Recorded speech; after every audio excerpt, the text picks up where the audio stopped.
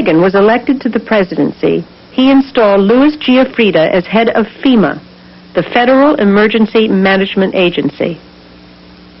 Giuffrida was an old cold warrior from Reagan's California days whose specialty was suppression of unrest and dissent. Giuffrida, North, and George Bush began to turn FEMA into an instrument of domestic anti-terrorism.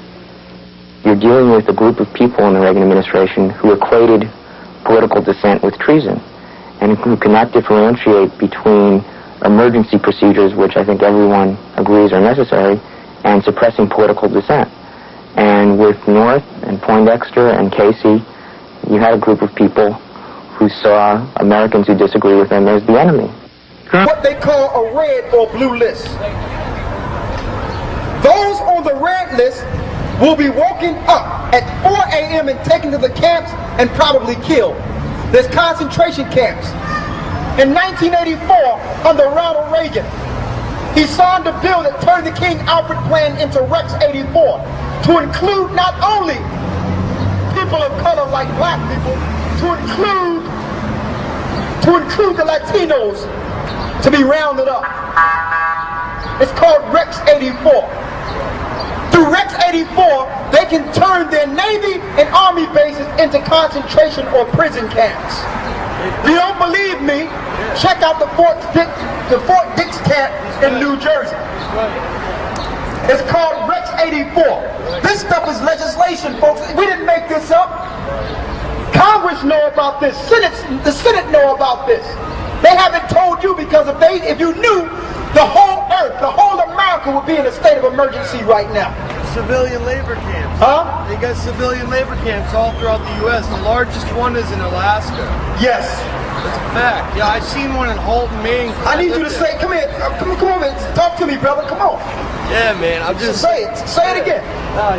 He's right. Like, I lived in Maine, and then in Halton, Maine, it's a civilian labor camp. It's funded by the government. And basically it's this big fenced off area with like watchtowers in this field, and it's got this big building that looks like a prison. There's a checkpoint in the front, and they had military doing exercises, but there's like tractor trailer trucks with the back of them. They had like these boxes like with bars or whatnot, and they were doing drills, like pretending like, you know, there was people on the tractor trailer trucks running them off and like, you know, doing the whole, I don't know, drills. But they're training the military and everything. They have civilian labor camps. It's a fact. He's right. And I'm going to read it. Thank you, man. Civilian labor camp. They're not telling you anything. They're just filling you with the airways, and Satan is the principality of the powers of the air. They're going to just continue to program you until they wake you up and make you go to your train stations. They're not telling you this. Your preachers are not telling you this. When they declare martial law, they will use your stepping, fetching preacher to guide you to the trains and tell you to follow your government. That's what's about to happen, man. And because you trust your preacher and think he's a man of God, you're going to follow him to your death. Christ spoke of these camps. Christ spoke of those that would follow him would have to go through persecution at the end. So we out here begging you, man, to understand and wake up, man. Begging you. We're going to lose so many people, brothers and sisters. We're going to find out your government is at war with you.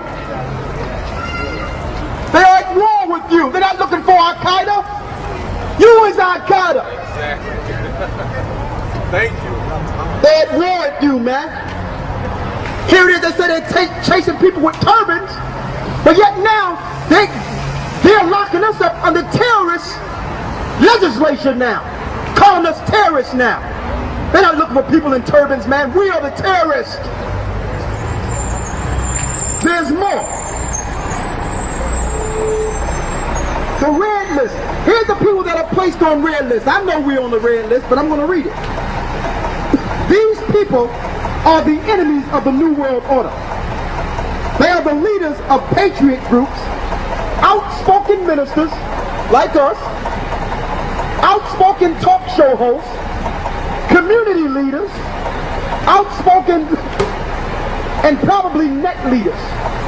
These people will be dragged out of their homes at 4 a.m. and will be taken to FEMA detention centers and killed. Now don't say it can't happen, because after Jewish people can this happen. And like I said earlier, if they did this to their own, what you think they're going to do to you? It says here, this will take place approximately 2 weeks before martial law is enforced. So before they bring forth martial law, now I'm going to tell you how they're going to bring forth martial law. Our government, the same one that let 9/11 happen, will plan another attack within this country. That's going to bring forth martial law. And I'm going to show you how all this links to the Bible. Okay? It's going to be martial law. No more TV. No more cell phones, folks. No more communication. They're letting you do this now to keep you busy. Your TV going to be off. Your cell phones will be confiscated. And you will be guided to your death.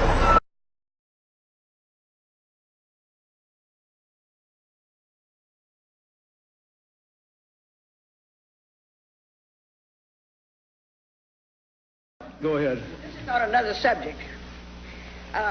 We have a very great problem in this country today, and I wonder if you would use your leadership to counteract the rumors, the rumor mongers that are abroad in the land, who are spreading all these rumors and scaring people to death.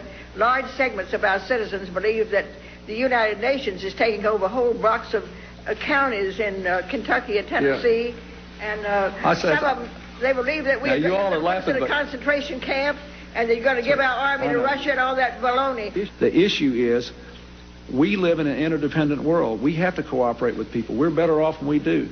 We're better off with NATO. We're better off with the United Nations. We're better off when these countries can work together. So I just think for folks that are worried about this out in the country, they need to be thinking about how we're not going to give up our freedom or our independence, but we're not going to go it alone into the 21st century either. We're going to work together, and we have to. This is the south side of Chicago. This is an area set up as a FEMA camp. This small enclosed portion of this camp is designed solely for the purpose of maintaining people who are against the current administration. They had 200 people in this small cage, and you can see that they have other supplies for furthering their detention. We have no idea how this is being done, kept away from the major media, but clearly it is. 200 people here is inhumane and completely wrong. In America, this just shouldn't. The gentleman yields back the balance of his time. For what purpose does the gentleman from Oregon rise? Without objection. Most Americans would agree that it would be prudent to have a plan to provide for the continuity of government and the rule of law in case of a devastating terrorist attack or natural disaster. A plan that would provide for the cooperation, the coordination, and continued functioning of all three branches of the government. The Bush administration tells us they have such a plan. They introduced a little sketchy public version that's clearly inadequate and doesn't really tell us what they have in mind. But they said, don't worry, there's a detailed classified version.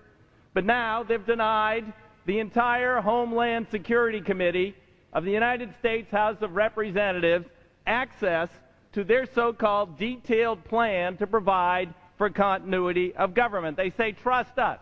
Trust us, the people who brought us Katrina, to be competent in face of a disaster. Trust us, the people who brought us warrantless wiretapping and other excesses eroding our civil liberties. Trust us. Maybe the plan just really doesn't exist, and that's why they won't show it to us. I don't know. Or maybe there's something there that's outrageous.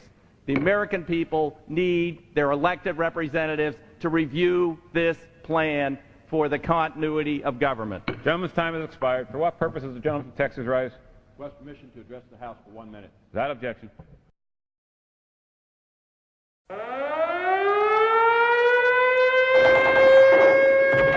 While I have no doubt that the NWO creators at the CIA have their own list of people to round up and terminate, the actual proper agency behind the now infamous Red Blue lists is none other than FEMA Black Ops.